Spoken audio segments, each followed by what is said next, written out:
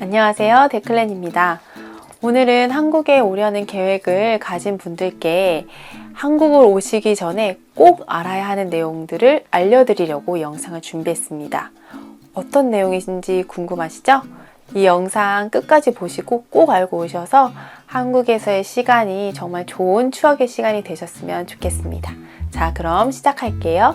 제가 호주나 미국에서 있을 때 낯선 사람들한테도 이런 인사나 스몰챗 같은 게 굉장히 자연스럽고 늘 일상적인 그런 문화더라고요. 그래서 마트나 길에서 오늘 처음 보는 사람한테도 정말 자연스럽게 계속 이렇게 대화를 이렇게 주고받고, 보통 인사가 hi, hello 이걸로 끝나는 게 아니라 how are you doing 부터 시작해서 그날 날씨며 뭐며 굉장히 자연스럽게 길게 이어지더라고요. 그래서 길에서 처음 만난 사람하고도, 또 마트에서 줄 서고 있을 때도 이런 것들이 굉장히 일상적이었어요. 그런데 한국에서는 이런 스몰챗이나 낯선 사람과의 대화가 그렇게 자연스러운 게 아니에요. 한국에서는 낯선 사람하고 대화하는 거 굉장히 어색해하고 좀 부자연스럽고 어려워해요. 길을 가다가 질문이 있어서 질문을 하기 위해 말을 걸거나, 아니면 도움을 요청하기 위해 그렇게 말을 걸면 그럴 때는 이제 대답을 해주고, 혹은 도움을 이제 주기 위해서 대답을 하거나 대화를 할 수 있는 경우가 있지만, 이런 상황에서도 굉장히 거리감이 느껴지고 좀 어색한 분위기가 있죠. 만약에 여러분이 한국에 와서 길을 가는데 먼저 다가와서 대화를 하려고 하는 경우가 있다면, 아마 대부분은 종교를 전하기 위해서 말을 거는 경우일 거예요. 그렇다면 한국 사회에서는 왜 이런 스몰챗이나 낯선 사람과 이야기하는 것이 어려운 걸까요? 왜 그러는 걸까요? 제가 한국문화 특성 연구가인 서울대학교 김태곤 박사님의 논문을 좀 찾아보고 그 이유를 좀 정리해 봤는데요. 먼저 한국 사람들, 또 한국 문화에서 낯선 사람과 대화하는 걸 어려워하는 이유가, 일단은 유교 문화의 영향이 많이 남아있어서 그렇다고 하는데요. 이제 오늘날의 한국 사회에서 대부분 이제 한국 종교는 기독교랑 불교가 거의 대부분을 차지하고 있다고 할 수 있는데, 예전에 이제 한국 역사상 오랫동안 이 유교라는 철학이자 종교가 영향력을 깊이 미쳤다고 해요. 그래서 이제 이 유교에서는 서열, 그다음에 예의, 그리고 조화, 이런 것들 되게 강조했었는데, 이제 서열이라고 하면 이제 누가 높고 누가 낮은지, 어떤 것이 귀하고 어떤 것이 그렇지 않은지, 천한지, 이제 이런 것들을 얘기하는 개념이고, 또 예의는 다른 사람에게 피해를 주지 않고 어떤 상황에서 어떻게 행동하는 게 맞는 건지, 이런 것들을 이야기하는 내용이라고 할 수 있고, 또 조화는 한 개인의 어떤 욕구나 표현을 자유롭게 하는 것보다는 전체적인 어울림을 생각해서 그런 것들을 조금 자제하고 포기하더라도 모두가 이렇게 좀 어울릴 수 있는 거, 그런 걸 더 중요하게 생각하는 개념이라고 보시면 되는데, 이제 이런 것들을 생각하는 어떤 철학 개념, 종교이다 보니까 낯선 사람한테 다가가서 엄청 친한 척 하면서 얘기하는 거는 이게 무례한 거다 라고 생각하게 되는 그런 배경이 되는 거예요. 그래서 이렇게 좀 서로의 그런 사회적 지위나 관계를 존중해서 좀 적당히 거리를 두고 이야기하는 게 예의에 맞다, 이렇게 생각하다 보니까 이제 한국 사회에서는 그런 낯선 사람과의 대화가 아무래도 좀 부자연스럽고 좀 어색하고 인식이 되지 않았나 싶습니다. 다음으로는 이제 집단주의적 사고방식 때문이다 라고 할 수 있겠는데요. 이제 한국 사람은 이제 개인으로 있는 것보다는 이제 공동체 안에, 어떤 그룹 안에 들어있는 걸 더 편안해하고 좀 그걸 더 중요하게 생각하는 경향이 있어요.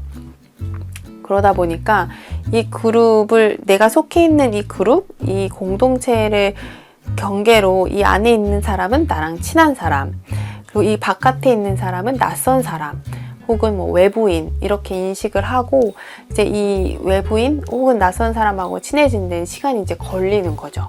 그래서 이제 낯선 사람과 이런 어떤 생각, 사고방식 때문에 이렇게 낯선 사람과 대화하고 친해지는데 시간이 걸리지 않나. 마지막으로는 개인주의의 영향이 있다고 할 수 있겠는데요. 제가 방금 전에 집단주의적 사고방식에 대해서 말씀을 드렸는데 저 이번에는 개인주의의 영향이다 라고 말씀을 드리니까 굉장히 헷갈리실 수 있겠는데, 이게 무슨 말이냐면 이제 사실 한국 사회가 굉장히 빠르게 변하고 있단 말이에요. 그러다 보니까 그런 집단주의적인 생각들을 가지고 살고 있지만 이제는 이런 개인주의적인 모습들이 되게 많이 나타나고 있어요. 그리고 이제 한국 사람들은 굉장히 바쁘게 살아요. 시간을 꽉꽉 채워가지고. 그리고 또 빨리빨리를 좋아하고 빨리빨리를 원하면 산단 말이에요.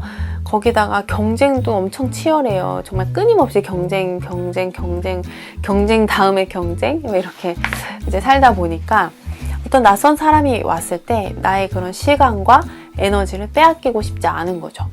그렇다면 어떻게 한국 사람들에게 다가가고 이렇게 친구가 될 수 있을까요? 먼저는 동아리나 뭐 활동, 모임들에 참여해 보는 거예요. 공통된 관심사를 가진 그런 모임들을 참여해 보는 거죠. 예를 들면 운동 같은 거, 뭐 더 구체적으로 예를 든다면 뭐 테니스라고 했을 때 그 모임에 들어가서 이야기를 나눌 수 있겠죠.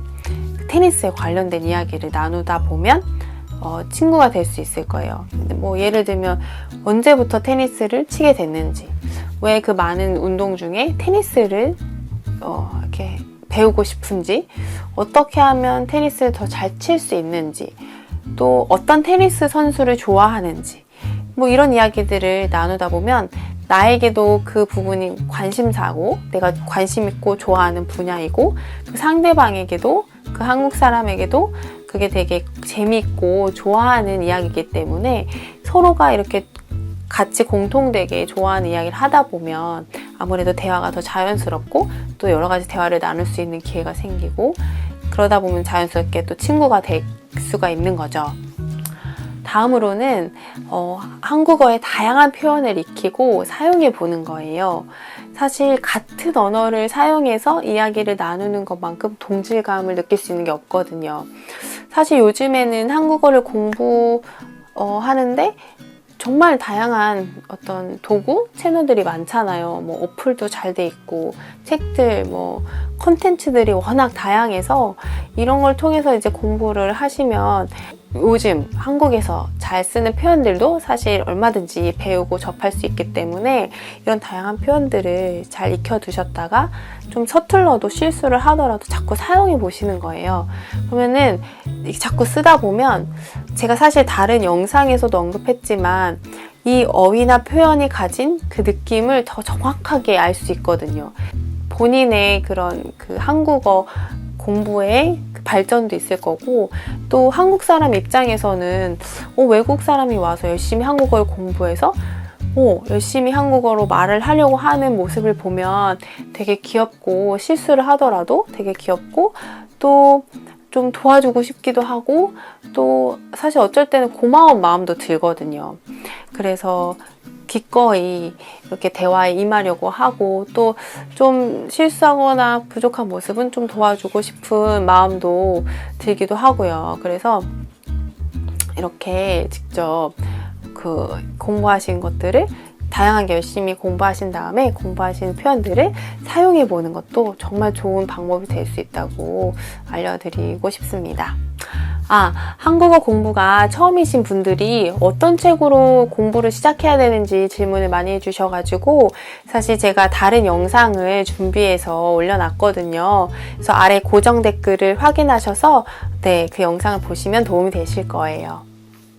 저도 호주나 미국에 가서 공부했던 영어를 가지고 서툴지만 이제 친구를 사귀고, 또 그 친구와 여러 가지 이야기를 나누면서 경험했던 그 기쁨과 그 소통의 기쁨, 또 재미, 그 활력 이런 것들이 지금도 굉장히 생생한 기억으로 남아 있는데요. 여러분들도 열심히 공부하셔서 이러한 제가 경험했던 그런 재미와 기쁨 또 추억들을 여러분들도 한국에서 경험하셨으면 좋겠습니다. 오늘도 끝까지 봐주셔서 감사합니다. 다음에 만나요.